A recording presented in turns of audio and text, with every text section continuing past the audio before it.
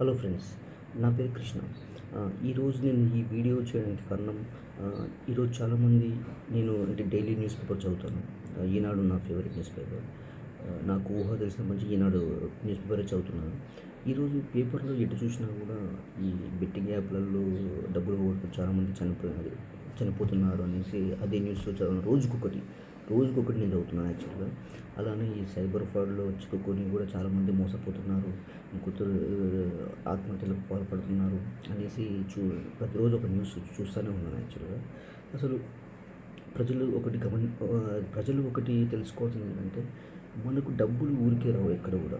అంటే ఈ నిజంగా బెట్టింగ్ యాప్లలో కానీ ఇంకా దేంట్లోనే కానీ డబ్బులు వస్తాయి అనుకుంటే ఇవాళ ఏ ఒక్కరు కూడా జాబులు చేయరు. సాఫ్ట్వేర్ జాబులు చేసేవారు కూడా ఇట్లా బెట్టింగ్ యాప్లలో డబ్బులు ఉట్టిగా వస్తాయంటే ఎవ్వరు అసలు జాబులు కూడా చేయకుండా ఇంట్లో కూర్చొని బెట్టింగ్ యాప్లలో డబ్బులు పెట్టుకుంటూ చేస్తుంటారు. సో కాబట్టి ఈ బెట్టింగ్ యాప్లల్లో డబ్బులు రావు, ఇది ఒక పెద్ద ఫ్రాడ్ అనేసి ప్రజలు తెలుసుకోవాలి. ఎందుకంటే మనకు గవర్నమెంట్ తరఫు నుంచి పోలీసు వాళ్ళు కానీ చాలామంది మనల్ని ఇది చైతన్యపరుస్తున్నారు, అంటే మోటివేట్ చేస్తున్నారు. ఈ బెట్టింగ్ యాప్లు నమ్మకండి, సైబర్ ఫ్రాడ్ అంటే వాళ్ళు మనకు ఫోన్ చేసినా ఏం చేసినా భయపడొద్దు అనేసి చాలా మోటివేట్ చేస్తున్నారు. అయినా సరే కొందరు ప్రజలు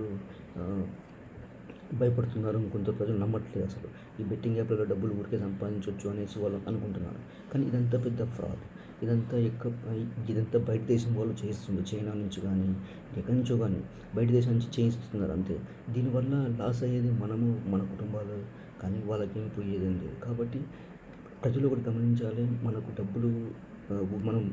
డబ్బులు ఊరికే రావు. అంటే ఈజీగా సంపాదించడం అనేది ఇది ఇంపాసిబుల్.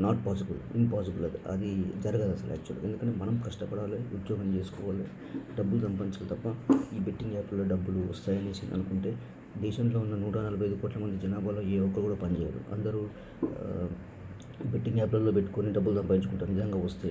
కానీ అది రావు, అది పెద్ద ఫ్రాడ్. దానివల్ల మన డబ్బులే పోతాయి. మనం ఎంతో కష్టపడి సంపాదించిన డబ్బు బెట్టింగ్ యాప్లలో పోగొట్టుకోవద్దు. ఇంకొందరు అయితే అప్పులు తెచ్చి మరి బెట్టింగ్ యాప్లో పెడుతున్నారు.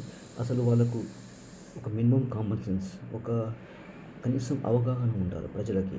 అసలు బెట్టింగ్ యాప్లలో డబ్బులు అసలు ఎలా వస్తాయి ఉట్టిగా, అసలు వీనికేమో అవసరం నాకు డబ్బులు ఇవ్వడానికి అనేది ఇదొక్కటి ప్రజలు ఆలోచిస్తే మంచిగా వాళ్ళ జీవితాలని కాపాడుకుంటారు. ఈరోజు ఎటు చూసినా బెట్టింగ్ యాప్లు మోసపోయి ఇది సూసైడ్ చేసుకోవడం, ఆత్మహత్యలు ఇవన్నీ చేసుకోవడం. నిన్ననే మన సికింద్రాబాద్ స్టేషన్లో ఒక అతను ఆత్మహత్యకు ప్రయత్నించడం, కానీ అక్కడ రైల్వే సిబ్బంది వాళ్ళను రక్షించారు.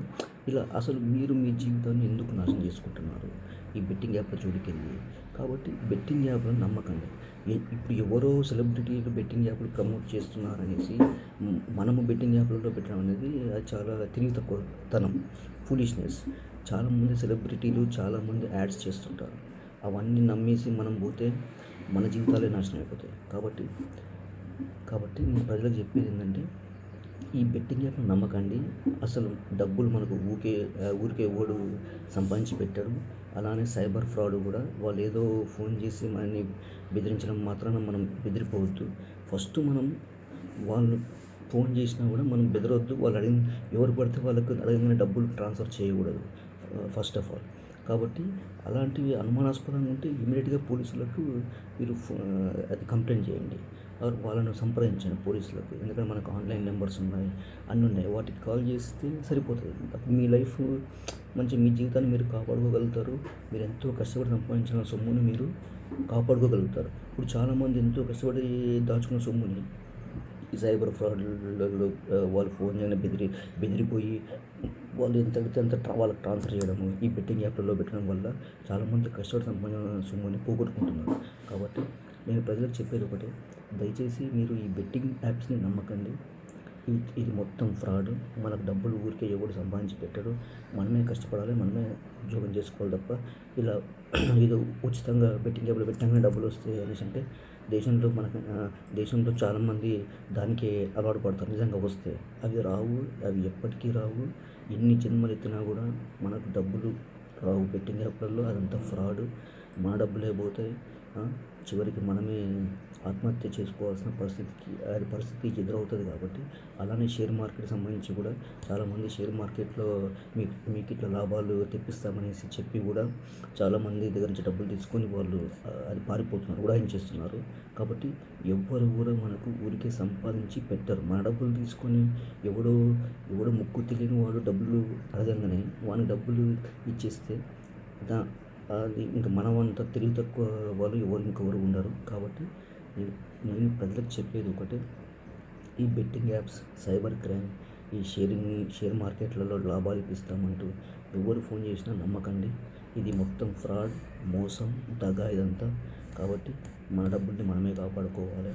కాబట్టి దయచేసి నేను ప్రజలకు చెప్పేది ఒకటే, దయచేసి పొద్దున ఒక 10 నిమిషాలు న్యూస్ పేపర్కి కేటాయించండి. న్యూస్ పేపర్ చదవండి.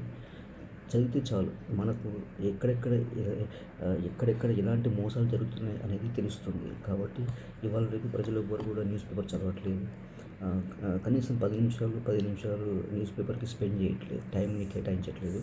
కాబట్టి నేను ప్రజలకు చెప్పేది ఒకటే, దయచేసి ప్రతిరోజు న్యూస్ పేపర్ చదవండి. అప్పుడు మీకు తెలుస్తుంది అసలు దేశంలో ఎలాంటి మోసాలు జరుగుతున్నాయి ఏంటనేది, వీటికి ఎలా దూరంగా ఉండాలనేది. మీకు న్యూస్ పేపర్ చాలా మనకు మెయిల్ చేస్తుంది. మనకు జనరల్ నాలెడ్జ్ న్యూస్ పేపర్ ద్వారానే వస్తుంది. కాబట్టి నేను ప్రజలకు చెప్పేది ఒకటే, ఈ బెట్టింగ్ యాప్ నమ్మకండి. అలానే సైబర్ క్రైమ్ వాళ్ళు అట్లా సైబర్ ఫ్రాడ్లోకి మీరు చిక్కుకుపోకండి.